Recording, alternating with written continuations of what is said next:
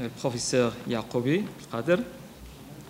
Donc le panel numéro 1 a pris donc, le 3/4 donc, de notre temps. Donc, mais bon, nous, on va essayer donc, avec donc, les intervenants donc, de prendre 10 minutes ou même pas. Et ainsi, on passe là une discussion très rapide et on passe donc le pause déjeuner. Alors quand même, je profite donc le commencement.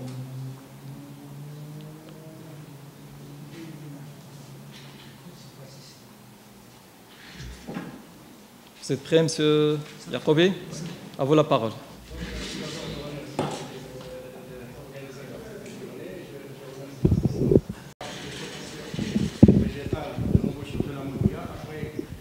C'est-à-dire les problèmes qui se posent pour cette végétation.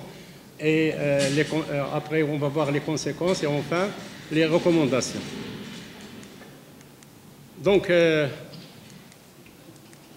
l'embouchure de Moulouya, située à l'extrémité nord de l'est du Maroc, entre la latitude 37,03 nord et 35,09 nord, et entre les longitudes 0,219 nord-ouest et 2,26 ouest.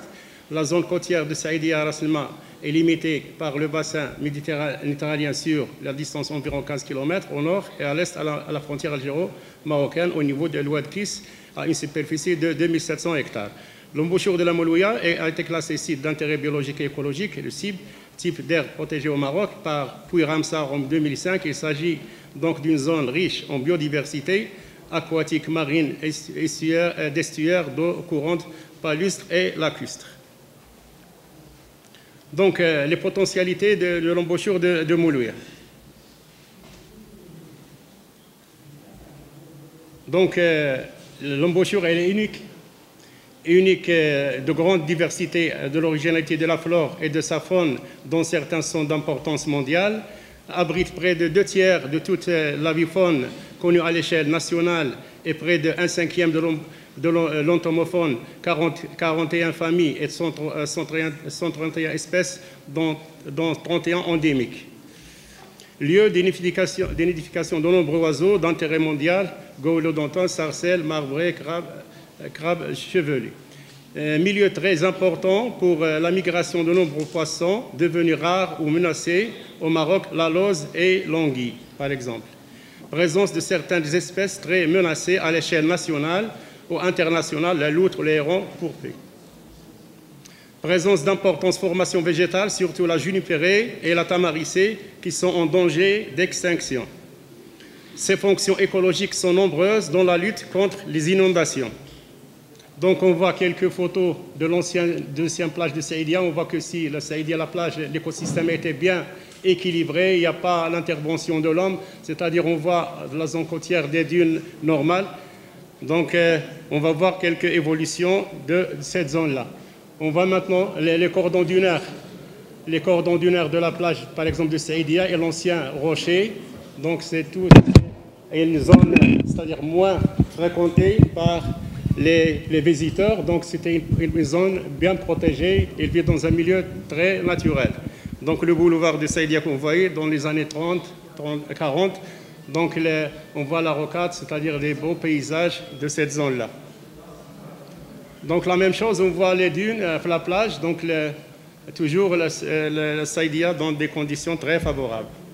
Donc cette photo que j'ai prise, ça fait presque plus de 30 ans.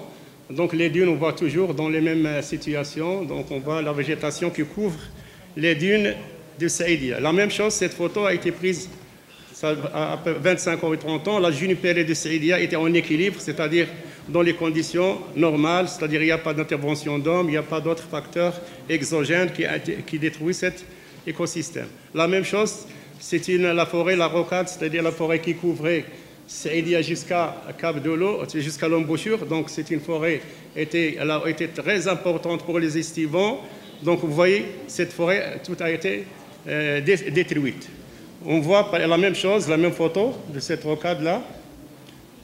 Donc, la flore de l'embouchure de Saïdia est constituée de nombreuses formes endémiques, rares, menacées ou remarquables. Donc, médicinales, les plantes, utilitaires, économiques. Ils sont regroupés en 4 grandes formations végétales pour 6 à 8 principales associations. Donc, la première association, c'est au niveau des la formation végétale au niveau des dunes qu'on appelle les dunes embryonnaires, c'est-à-dire les dunes qui sont juste après les balancements des marées. Donc on voit quelques plantes pour voir un peu la diversité végétale. Il y a Euphorbia paralia, donc il joue un rôle dans la formation des dunes embryonnaires. On a ensuite Lotus cretaceus, donc ce sont des plantes, c'est-à-dire qui se trouvent toujours dans les dunes embryonnaires. Il y a Lotus edulis, il y a Agropyron gentium. Tous sont des plantes des dunes c'est-à-dire embryonnaires. Maintenant, on va voir les dunes, les végétations des dunes. Donc, la végétation des dunes, on va voir l'amophyllée. Il consiste en cordon dunaire, c'est-à-dire très important. Il joue un obstacle, l'avancée du sable vers, c'est-à-dire l'arrière-dune. On va voir après. Parmi les espèces aussi, on trouve Salsola cali. Il y a Enula crythmoides. Juste, ce sont des photos prises, ça fait presque 15 ans, bien 16 ans. Antimis mauriciana, c'est une espèce endémique de l'embouchure de la Moulouya. C'est une composée. La même chose, Recardia tangitana, c'est une espèce endémique de l'embouchure. Mesembryanthemum cristallinum, la même chose aussi. Donc, toutes ces végétations, ils ont un habitat très important pour la fixation des dunes de sable. Il y a Lycium intricatum, en arabe l'Aoussej. Cette plante elle est très intéressante. Ses fruits ils sont utilisés par l'outard. Ils sont très appréciés par l'outard. Donc il y a Smilax aspera, c'est un type de lierre qu'on trouve au niveau des dunes. Après, c'est la végétation, c'est-à-dire post-dunaire qui arrive. On retrouve une formation végétale qui a malheureusement disparu. C'est la junipérée. Donc, à Juniperus finicea, sous-espèce Lycia, maintenant il a le nom de Juniperus turbinata. Donc, cette junipérée a connu une dégradation. Donc, on a fait une analyse des fruits de la junipérée. On a trouvé qu'il y a les huiles essentielles de ces fruits. Donc, elle est très riche. On a les huiles essentielles en alpha-pinène. L'alpha-pinène, elle est utilisée dans le domaine agroalimentaire et aussi il est utilisé pour les maladies respiratoires. La rétamée, c'est le premier stade de dégradation de la junipérée, c'est-à-dire la formation sur la junipérée. Lorsque la junipérée a subi une dégradation, elle est remplacée par la rétamée, surtout Retama monosperma, il est connu dans la zone littorale. Alors, dans la région orientale, il y a trois types d'espèces. Retama monosperma dans la zone littorale, il y a Retama retam, la zone, c'est-à-dire continentale, la région de Figuig, il y a Retama spherocarpa dans la région, c'est-à-dire le plus sud de Figuig. Il y a une plante aussi, un arbuste, c'est Ephedra fragilis, qui accompagne la rétamée. Il y a la Pistacia lentiscus, dro, la famille des Anacardiacées, le botnoïade. Filaria angustifolia, c'est une Oleacée, la famille des Oleacées. Il y a Asparagus stipularis, en arabe le hayloun ou le sikoum. Il y a Daphne azaz, il est utilisé pour les maladies dermiques, on l'utilise avec le henné par exemple. La Vondula dentata, il y a le khzama, il est très riche dans la région. La Silène, la Tifolia. Panonychia argentée, ce sont toutes les espèces qui se trouvent au niveau des cordons dunaires. Centaurea ambucrata. Maintenant, on va voir la végétation des bords des fleuves et des marécages. Il y a la tamaricée, la tamaricée qui existe dans la région de l'embouchure. Hein. C'est la plus importante du Maroc. Il a une superficie très importante. Et vous savez, lorsqu'on voit, parce que c'est l'indice, il nous indique le type d'eau. C'est-à-dire, sans faire l'analyse, on peut savoir est-ce que c'est une eau saline ou non. Donc, la tamaricée, il existe toujours une eau saline. Il est remplacé par le nérium oleander, c'est-à-dire le laurier rose. Le laurier rose, c'est un indicateur que l'eau, elle est douce. Donc, c'est ça là. Il y a Ginkgus acutus, Gink, ou l'asal en arabe, smar en dialecte. Il y a Scerpius lacustris.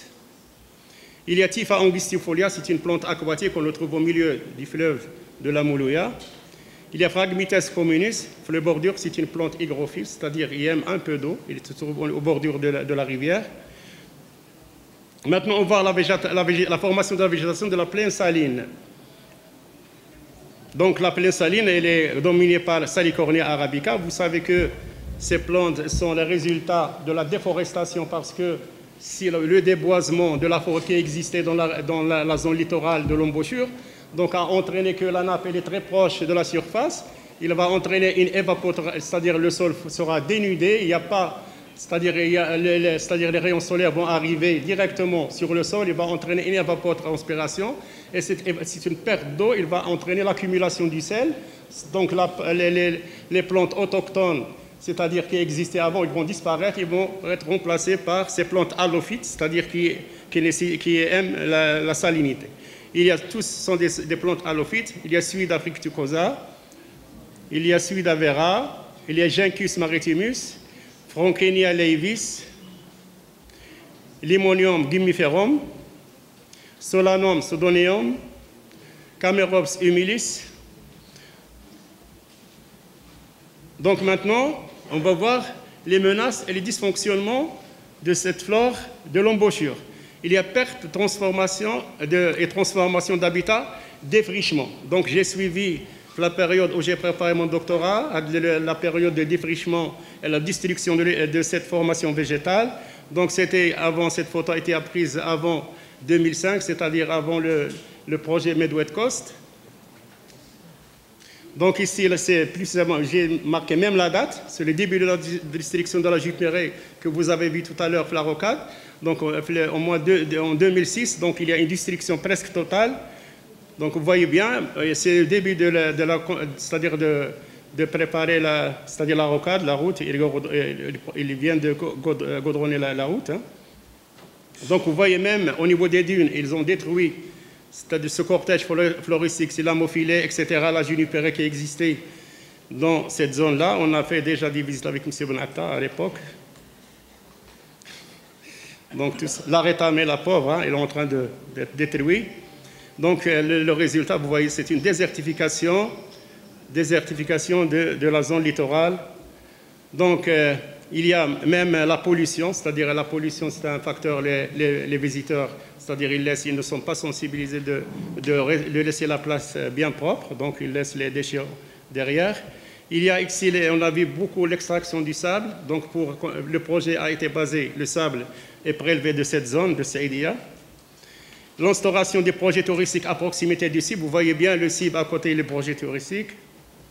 Il y a déboisement, comme j'ai dit tout à l'heure, et son impact sur l'élévation du taux de salinité du sol. Donc, si vous avez déjà vu en partant c'est-à-dire de l'embouchure vers Cap de l'eau, il y a un site, le CIB. Hein. Le CIB maintenant, les plantes halophytes, c'est-à-dire les plantes halophytes qui existent ici, c'est comme un virus. C'est-à-dire il y a la salinité qui va arriver jusqu'à... Vous voyez ici, il n'y avait que la junipérée.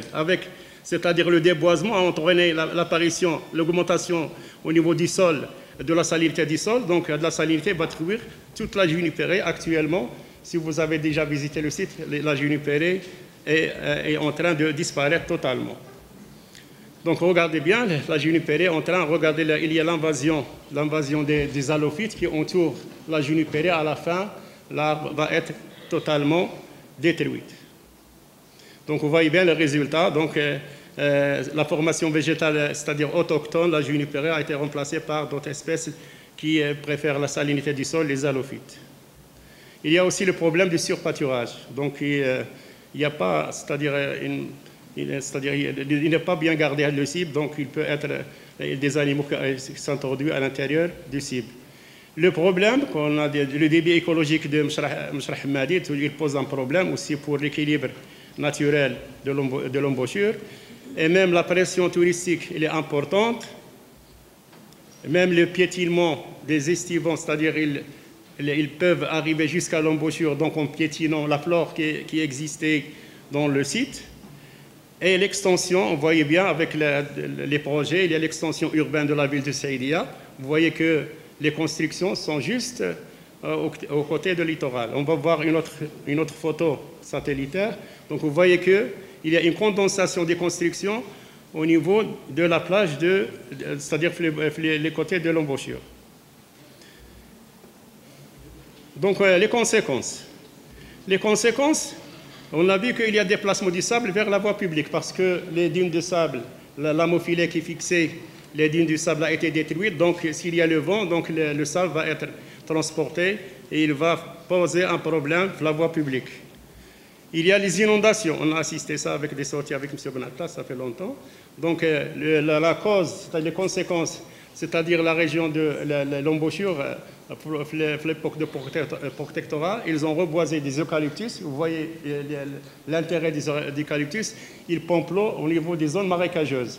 Donc, lorsqu'ils ont détruit les eucalyptus, les zones marécageuses, donc lorsqu'il pleut, donc c'est-à-dire puisque la nappe phréatique elle est très proche, donc ça provoque des inondations. La même chose ici, à proximité du projet touristique. On a trouvé même, si vous vous souvenez, des garçons qui utilisent des moyens de transport traditionnels pour qu'ils arrivent à leur maison. C'était en 2008 peut-être à peu près, en 2008.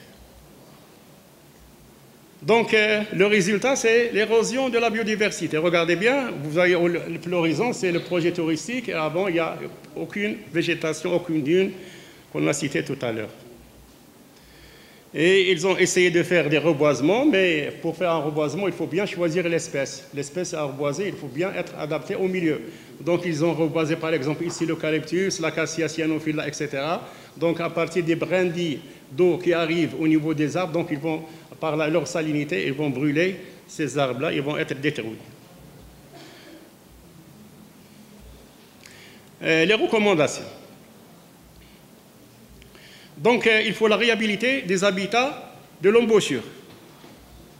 Donc, on a fait une étude sur la réhabilitation de la junipérée, c'était en 2006. Donc, j'ai fait une étude, c'est-à-dire j'ai récolté des fruits de junipérée rouge de la région de Saïdia. Et on a fait des essais de germination, donc soit témoin, il est le témoin, le traitement par l'acide sulfurique, c'est-à-dire 15 minutes, ou bien par l'acide sulfurique à une durée de 30 minutes, ou bien stratification 30 jours. Stratification, c'est-à-dire on met les grains au réfrigérateur à une température de 2 degrés.